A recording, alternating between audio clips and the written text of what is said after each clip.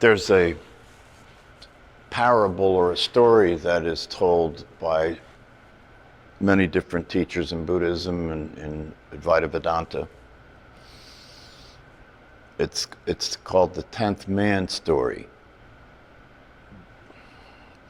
And one of the things that I have pointed out here recently is the relevance and the importance of the actual recognition of who you are. That this is the first step. This is the step out of ignorance into knowledge. This is the awakening. And this realization is critical. It's the foundation of the teachings. And in this particular approach, the direct approach, the idea of recognizing your true nature is not considered to be a difficult reality. It's not considered to be an accomplishment. It's not considered to be an achievement. It's not considered to be something that will happen in the future. It's not considered to be something that will happen anywhere other than where you are at any time. And that is because in this way of understanding things, we're operating from the premise that we already are that which we are. That would seem to be self-evident, right? And it is one of the reasons why this direct path is a direct path, because we're not dealing with a lot of the processes or obscurations that are often considered and dealt with. In fact, in a lot of these teachings, especially in institutionalized religion, faith and belief are dependent upon, have faith in God, believe in God.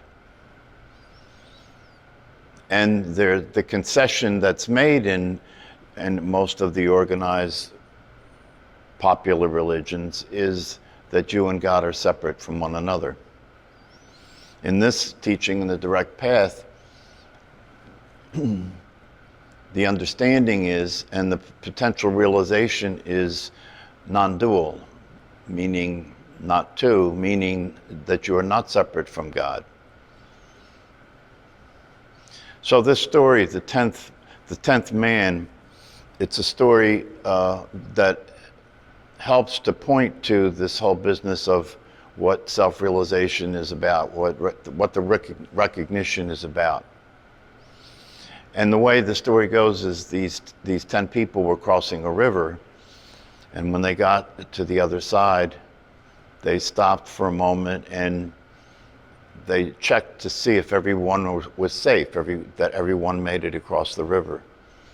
And so everyone in the group counted to see how many people were there, and they all came up with 9.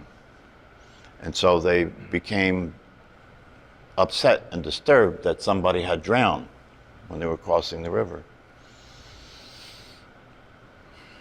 And then as they were standing around crying and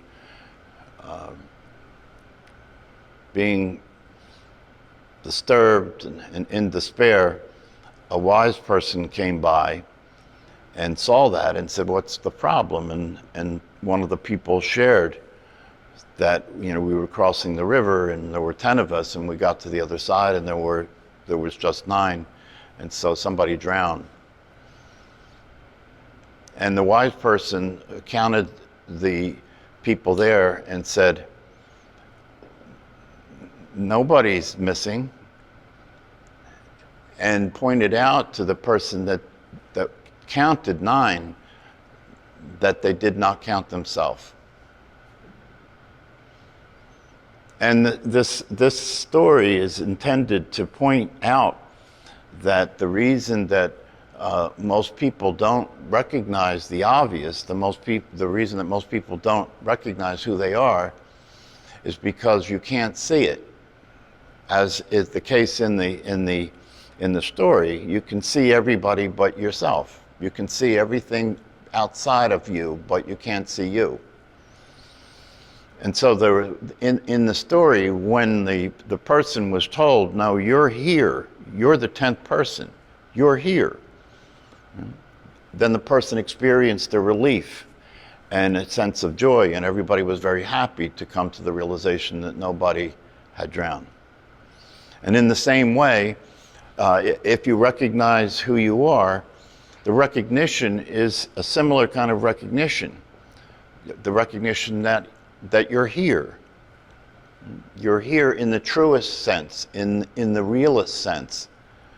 And this recognition is a recognition that is a recognition by the self of the self, a recognition by awareness of awareness, awareness recognizing itself. So then the question is, well, why is that so difficult? Because one of the things that I say here is that you can't proceed to part 2 of the process of being an enlightened person. You can't proceed to part 2 of the process of being enlightened until you have the direct recognition of who you are. And that step cannot be skipped. If that step is skipped, then the process cannot continue. And it can't continue because unless that recognition occurs, unless there is a presence of the true you, unless there is a presence of what you actually are, you can't work on having that be who you're being in the world. If you're not experiencing that it's always there, how can you work on being that in the world? Right? Makes sense, right? So that's why if you ask the question, have I realized the truth? Have I recognized my true nature? This is something that is critical. It's a critical step. Have I recognized my true nature? The problem for most people is that when they go to answer, have I recognized my true nature, without necessarily realizing it, just like the person that didn't count themselves in the story, without realizing it, when they say, have I recognized my true nature, what they're saying is, have I, who I take myself to be as a body, have I, as I take myself to be as a person, recognized my true nature? That's the dilemma for most people, is that because you've lived as this I 24/7 all your life and knew nothing other than that, which is called ignorance, right? Because you've lived as that all your life and knew nothing other than that, when you go to answer the question, have I recognized my true nature? The place you're starting from prevents the possible answer. The place you're starting from prevents the possibility of recognizing your true nature, because you're starting from a position that doesn't exist. You're starting from a position that doesn't exist. Have I recognized my true nature? If the I that I'm speaking of is the I have known myself to be as a body and as a person, who is now asking, have I recognized my true nature? It's asking, is this I that I think that I am, does this I that I think that I am recognize who I really am? Can you see the problem? It's the same dilemma as the person that couldn't count themselves in the story. And so this is the place that most people find themselves. You know, is you're trying to recognize yourself from a position that doesn't exist. You're trying to recognize yourself as if there is a place other than yourself to recognize who you are.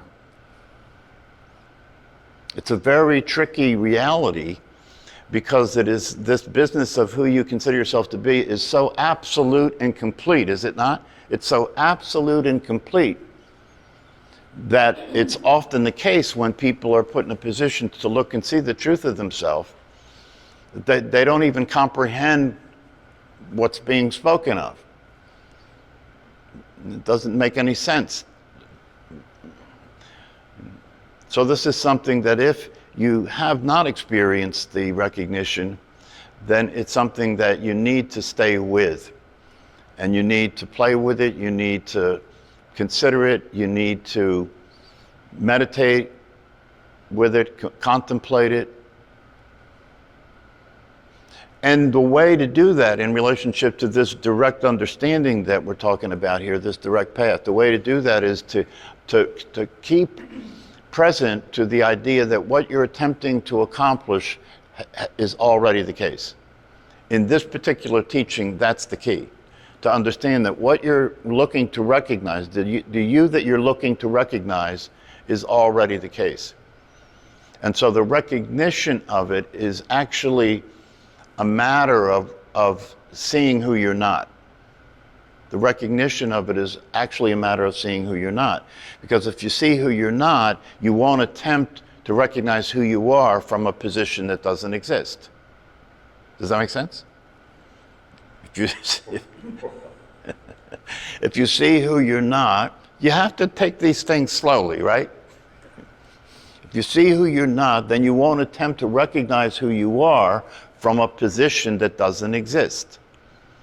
It kind of goes back to the thing that I have repeated here before by Ramana Maharshi, the statement that he made, which as I have said before, really is a summary of the entire teaching. Right? There is a presumed non-existent self that seeks liberation for that non-existent self. That's another way of saying the same thing as I said before. You know, there is an illusion, there is a ghost, there is a phantom that you consider to be real, that you consider to be yourself, that seeks liberation for that phantom, that ghost. And when that's that you that you think you are, that phantom, that ghost, here's the truth, here's the Dharma, here's the teaching. It knows no other way to deal with it than to, as what it considers itself to be, to seek liberation for that self. Now watch how crazy this gets. It knows no other way to do this other than to seek liberation for that self, that presumed self that doesn't exist. Right? Knows no other way than as that non-existent self to attempt to recognize itself. So you could say that the recognition, right, enlightenment, because enlightenment is simply the recognition of the truth of yourself. That's all it is. You could say the recognition of the truth of yourself, since it's already the case, doesn't actually happen, but rather what's been obscuring it stops obscuring it, right? So rather than it being something that happens, it's something that's already happening, but your attention is being taken by something else that isn't happening. Your attention is being taken by something that isn't happening, and that which isn't happening is the idea you have of who you are. That continues to get maintained and continues to get generated. How? How does that get maintained and generated? Yes, in thinking. It's so refreshing to know that somebody gets this. It gets maintained in thinking, and that's why in meditation, what are we doing? We're practicing not thinking, right? We're practicing not thinking. So that maybe by practicing not thinking, by paying attention to the breath, which is just a way of getting attention out of the thought stream, maybe by paying attention not to thinking, we might notice the obvious, that which is never not here, always present, never in the future, never in the past, can't be seen, And the recognition of it has already occurred. The self already recognizes itself. Who you are already knows who you are. Who you are has been being who you are all the time. It's never not you. You've been busy generating an illusion. You've been busy generating this idea that you're a physical body and that you're a personality. And of course,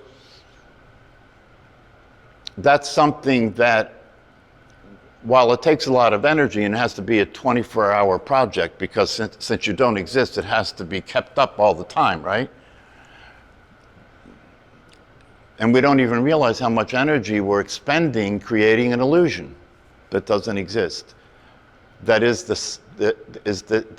the problem in terms of human suffering. So, as the teachers say, this is not freedom for you, it's freedom from you. It's freedom from you. And this illusion is being generated and kept up not just by your thought process, but by the thought process of every human being. We have a unified thought project going on all the time. Humanity has a unified project going on all the time. And the project is, let's maintain a group hypnosis.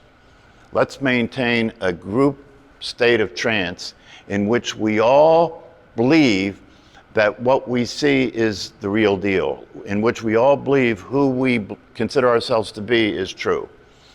And we'll do it in all kinds of ways. We'll create IDs, right? We'll create IDs, passports, driver's license, birth certificates. We got all kinds of evidence that it's real, right?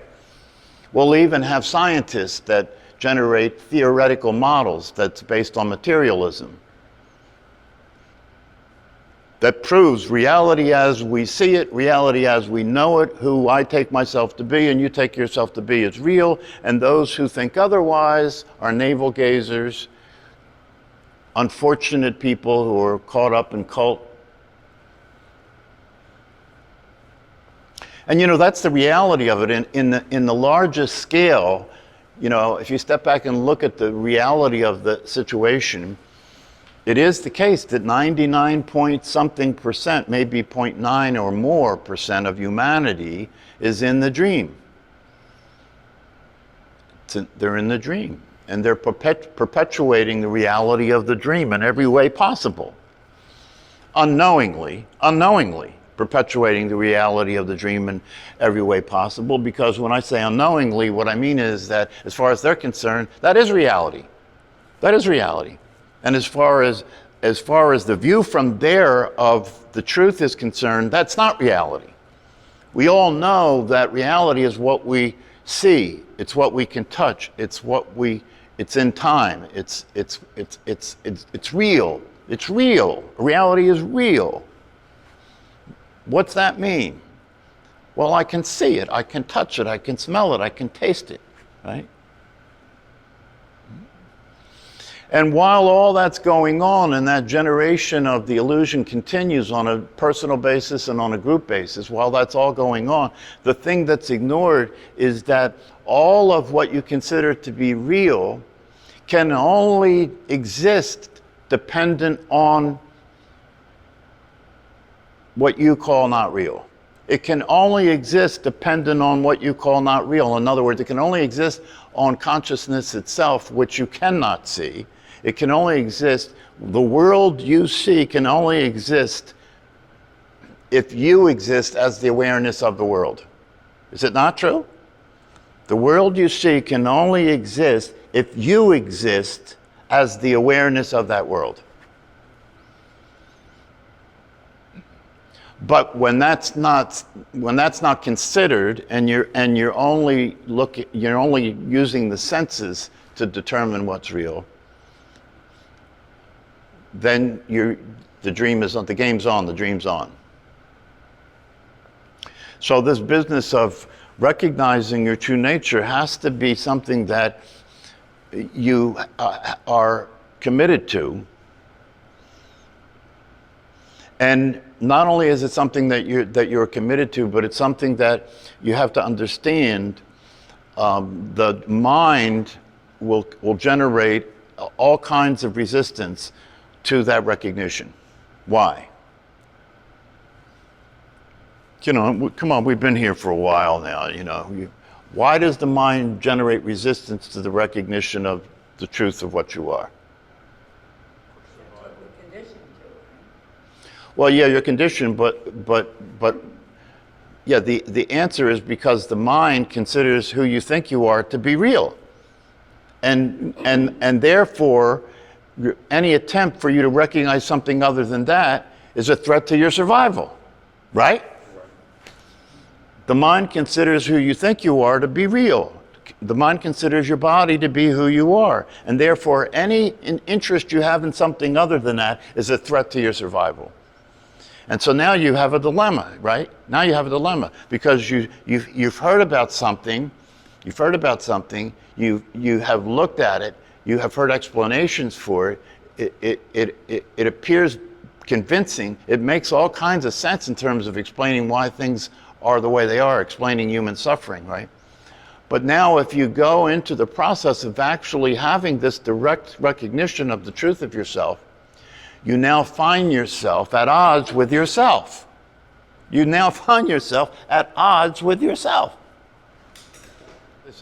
One of the things about this that the teachers that teach effectively say very clearly in the beginning of teaching anything is listen to what I'm saying, not what you think I'm saying.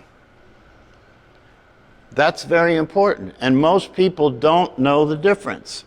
Right? Listen to what I'm saying, not what you think I'm saying. Listen to what I'm saying, not what you think that means. Listen to what I'm saying, not what you believe I'm inferring. Because I'm saying what I mean to say. I'm not saying anything other than what I mean to say. Because if we can vote and outvote the truth, then we can stay in the world we're living in and be comfortable. If we can take a vote and outvote the truth, then we can stay in the world we're living in and be comfortable and remain ignorant. What I am saying is when you practice meditation, you move your attention away from thought to provide the opportunity to recognize the obvious, which is awareness, right? Thinking is not going to stop happening. And if you think that you have to stop thinking in order to realize who you are, that will guarantee that it'll never happen. Thinking will not stop happening. What could stop happening is that you could start recognizing that thinking happens and it's not you thinking. Thinking generates the idea that there's a you thinking. Thinking generates the idea that there's a you thinking. And if you move attention away from that, it starts to become possible to recognize thoughts are just happening, and you don't have to relate to them like you're the source of the thoughts, that you're thinking the thoughts. And they can continue to happen and not be a problem in terms of distracting you from reality. It's your relationship to thinking that's the problem, not thinking. Thinking just happens. You're not thinking. Thinking just happens. You're not thinking. If somebody tells me that they hardly ever have a thought, and what they mean is that the voice in their head hardly ever speaks, I doubt it. I doubt it. Because first of all, the voice in your head that speaks is not the enemy. It's not something that we're trying to control. As I have said recently, there are different kinds of thoughts. Right? There are thoughts that are thinking thoughts, and there are thoughts that are working thoughts, the working mind and the thinking mind, right? So even in terms of talking about thinking that way, obviously I'm not talking about not thinking, I'm talking about thinking. I'm not talking about controlling thinking, I'm talking about recognizing and having a ability to distinguish between certain thoughts. Certain thoughts are useless, other thoughts are useful. Working thoughts are useful. Thinking thoughts are useless. Why? Because they're the thoughts about the illusion and the thoughts about the illusory self. What's called in brain science, mind wandering. Right? And that's what is going on most of the time if you learn to pay attention. if you learn to pay attention, most of the time the thoughts that are happening are about you. What you're going to do, what you have done, what you like, what you don't like, what you want, what you don't want, what you think, right? And this is burning energy all the time, 24/7, to maintain the illusion that there is a you to think thoughts. And most of those thoughts are useless because they're about what's not, as Paul Hederman says, most of the thoughts that human beings have are about what's not happening. How useful can that be? They're about what's not happening, and they're about, they're focused on a person that doesn't exist. Thinking about something that doesn't exist and thinking about what's not happening is where most of the mental energy is being burned up. So you're not trying to control that, you're not trying to change that, you're not trying to stop that. The application of awareness is to simply see that as it is, to see what's actually happening. In fact, that's the only way to deal with it, is to become aware of it, right? Because other than becoming aware of it, the only thing that's left to do is to act as a person trying to change the illusion of being a person. Other than becoming aware of it, the only thing that's possible to do is to try and act as a person to stop having the illusion of being a person. Good luck with that, right? So the answer to this, the solution to the problem is to simply see it as it is. It goes back to that thing I often say when the guy said to his dentist, like, when I tap on this tooth here, it hurts. What do you think, doc? And he said, don't tap on the tooth. If being a person is causing suffering, the solution to that is stop being a person. And then you could say to me, well, how the hell do I stop being a person? Well, you don't stop being a person in terms of acting as one in the world. You stop being a person by knowing you're not really a person. And then you keep acting as one in the world. That's how you stop being a person. You see it for what it is. You see it as it is. And when you see it as it is, the magic of awareness takes place. When you see something as, if you see something isn't real that you thought was real, you stop relating to it as if it's real, right? Now look at the implication. If you see that what you thought was real, and that would be you, right, isn't real, you stop acting as if it is. And therefore, the suffering stops happening, right? Because then, if you see it for what it is, the you that everything has happened to, watch. If you see the truth, if you see things as they are, if you see who you're not, which can only be seen by who you are, if you see who you're not, then what you see from seeing that is the one who everything has been happening to doesn't exist. Obviously, that's going to mean the end of suffering, isn't it? The one that everything's been happening to doesn't exist. The one that you're afraid is going to die doesn't exist. Now, the problem with that is that if you get it conceptually, right, that it won't make any difference as a concept. You have to take it to the next step and realize it directly. You have to recognize this truth. And the way to do that in terms of this direct path that I'm referring to, which is Advaita Vedanta, which is non-duality, is to realize the recognition of who you are takes place when you realize that it's already the case. Takes place when you realize that it's already happened. Takes place when it involves nothing.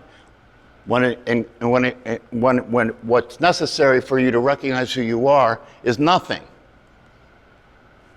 Doing nothing, thinking nothing, seeing nothing. Why? Because you are that. You are that. You are already that. And so what tends to be the case for a lot of people is they have to go through a process of expending a lot of energy trying to do something that's already true. That just has to be that way because you're so totally conditioned and brainwashed into believing that the dream is real, and believing that who you think you are is real, that you gotta tire that out. You have to tire that out sufficiently first. The mind will dismiss what I'm saying. If you don't believe me, pay attention when you walk out of this room. You can hear the truth and it'll go in conceptually, right? And you'll entertain it and you'll see the possibility of it and you'll be interested in it because it's presenting you with the idea that there might be relief here. There might be an escape from this situation I find myself in, right? So you entertain the concepts and everything. And maybe even get further than that in terms of experiencing some relief out of these understandings, right? But when you walk out that door, between that door and the parking lot in your house, you will go back, all the way back into the dream. That's why once the recognition happens, there has to be a process to come out of the trance, right? Because those instances of experiencing some shift or some release, right? That helps to validate all this, right? But the thing that's important to realize about that is that when that happens, nothing is happening because what you're realizing is already the truth. And all you did was stop paying attention to what's not happening. That's all she did, is stop paying attention to what's not happening.